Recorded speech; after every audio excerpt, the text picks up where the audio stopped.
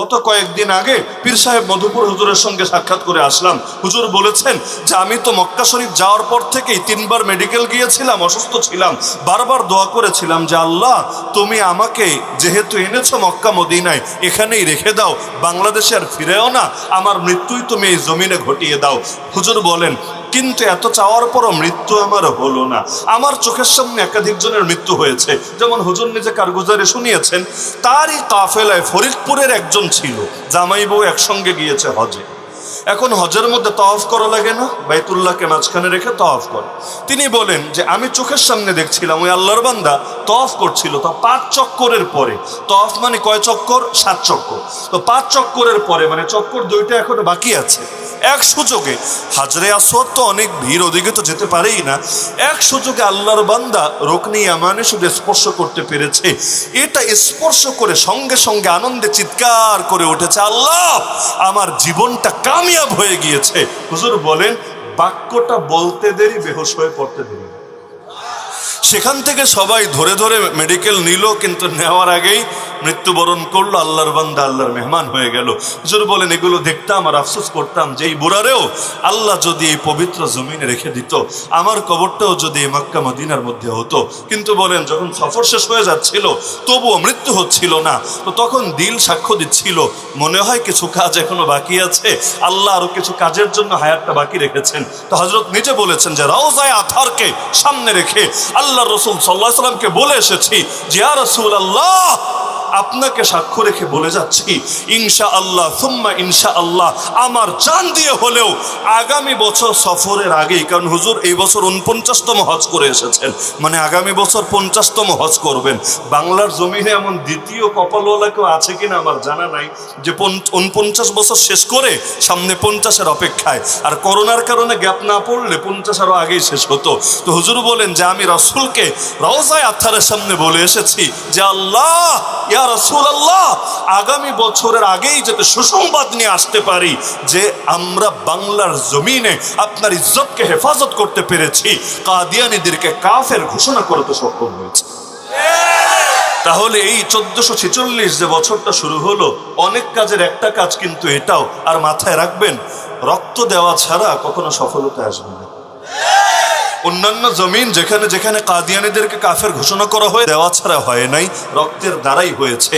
ইসলাম নামক বৃক্ষের গোড়ায় পানি নয় বরং রক্ত ঢালতে হয়, শাইখুল হাদিস আল্লামা আজিজুল হক রাহমাতুল্লাহ আলাইহি স্বর্ণের অক্ষরে লিখে রাখার বাণী। সুতরাং প্রত্যেকে হিম্মত করেন যে এই বছর আমাদের রক্ত দিয়ে হলেও খাতমে নবুয়তকে হেফাজত করব, পারবেন তো ইনশাআল্লাহ। দ্বিতীয় হিম্মত হবে আজকের এই তারিখে 1 মুহররম আমিরুল মুমিনিন খলিফাতুল মুসলিমিন ওমর রাদিয়াল্লাহু আনহুকে যদি শহীদ করা হতে পারে, তো কেমন শাহাদাত যে নিজে চেয়েছেন লম্বা হায়াত পেতে আর এমনি একজন এসে মেরে দিয়েছে, বিষয়টা এমন না।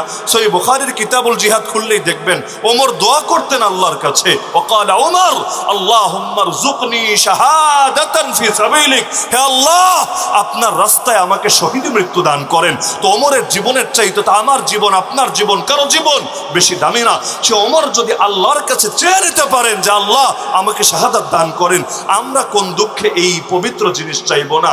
আরে শাহাদাতের জন্য কপাল লাগে, কপাল ছাড়া এটা নসিবে জোটে না। এটা তো এমন এক কপাল লাগে, বাজারে যখন মাল কিনতে যান তাহলে কোয়ালিটি কম থাকুক বেশি থাকুক সবাই কিন্তু কেনে। হয়তো কোয়ালিটি যেটার বেশি টাকাওয়ালারা কেনে, যেটার কোয়ালিটি কম যার পয়সা কম সে গিয়ে কেনে, কিন্তু যেটা পুরোই নষ্ট গন্ধ বের হচ্ছে ওটা কেনার আগ্রহ কিন্তু কেউ দেখায় না। এমনকি দোকানদার বিনামূল্যে দিতে চাইলেও নেয় না, যে তোর পচা মাল নিয়ে আমি কি করবো রে ভাই, যেই ব্যাগে নেব ব্যাগটাই লস, আমার এই ব্যাগের দাম 5 টাকা 10 টাকা এটাই নষ্ট। তা আমার হায়াতের যদি দাম থাকে, দাম বেশি না ধরলাম দাম কমই আছে, দিলে আশা রাখতে পারি আল্লাহ দুদিন আগে বা পরে আমাকেও বান্দা হিসেবে ডাক দিবে, ইয়া আইয়াতুহান নাফসুল মুতমাইন্না ইরজিই ইলা রাব্বিকি রাদিয়াতাম মারদিয়া। আর যদি আমি একেবারে পচে যাই, দুর্গন্ধযুক্ত হয়ে যাই, তাহলে তো এটা আশা করাও মুশকিল হবে যে আমার আল্লাহ আমাকে ডাক দিবে। সুতরাং শাহাদাত তো আমাদের জন্য লোভনীয় বিষয়। শাহাদাত হে মাতলুব ও মাকসুদ মুমিন, না মালে গনিমত না কিশওয়ার কুশাই। তা আমরা প্রত্যেকে ফিকির করি যে আমার হায়াতের যদি দাম থাকে, শাহাদাত আমার জন্য লোভনীয় বস্তু হবে। কারণ শাহাদাত মানে আল্লাহ আমার প্রাণকে কিনে নিবে জান্নাত নামক মূল্য দিয়ে, মাগনা মাগনা না, পণ্য হবে আমার প্রাণ, মূল্য হবে জান্নাত। জান্নাত ইনশাআল্লাহ। যার কারণে শহীদের রক্তের প্রথম ফোঁটা মাটিতে পড়ার আগেই রব্বুল আলামিন তার অতীতের সব পাপ মাফ করে দেন, এমনকি তার রূহটাকে নিয়ে জান্নাতের সবুজ পাখির ভেতর ঢুকিয়ে দেন। সুতরাং শাহাদাতে কোনো ভয় আছে? শাহাদাত নিয়ে টেনশনের কোনো কারণ আছে? আরে মুসলমান যদি খালি এক মৃত্যুর ভয়কে জয় করতে পারে, পৃথিবীর কোনো বাপের বেটার ক্ষমতা নাই মুসলমানদেরকে দমিয়ে রাখবে। আজকে সারা দুনিয়ার মানুষ মুসলমানদেরকে মৃত্যুর ভয় দেখায়, কেউ জেলের ভয় দেখায়, কেউ ফাঁসির ভয় দেখায়, কেউ ক্রস ফায়ারের ভয় দেখায়, কেউ গুমের ভয় দেখায়। আরে যে নিজের প্রাণ আল্লাহর কাছে বিক্রি করে দিয়ে আল্লাহর পক্ষ থেকে কবে ডাক আসবে এর জন্য তরফাতে থাকে, আরে তার কাছে জেলে কি, তার কাছে ফাঁসি কি, তার কাছে গুমে কি, তার কাছে রিমান্ডে কি? যেভাবে হামাসের ভাইয়েরা মৃত্যুর ভয়কে জয় করেছে, যেভাবে আফগানিস্তানের মুজাহিদরা মৃত্যুর ভয়কে জয় করেছে, যখন তারা আল্লাহর কাছে তাদের প্রাণকে বিক্রি করে দিয়েছে, পৃথিবীর বাতিলদের কদমগুলো পর্যন্ত তাদের সামনে নত হতে বাধ্য হয়েছে, মস্তক পর্যন্ত নত হতে বাধ্য হয়েছে। তা আমরাও আমাদের প্রাণগুলো আল্লাহর কাছে বিক্রি করি না? বাংলার জমিনে তো অধিকাংশই আমরা 80%-এর বেশি মুসলমান, তাহলে অল্প কিছু কাদিয়ানির কাছে, অল্প কিছু নাস্তিকের কাছে, অল্প কিছু হিন্দুত্ববাদীর কাছে আমরা বারবার গালি খাবো কেন? বারবার ওরা আমাদের উপর মাস্তানি দেখাবে কেন?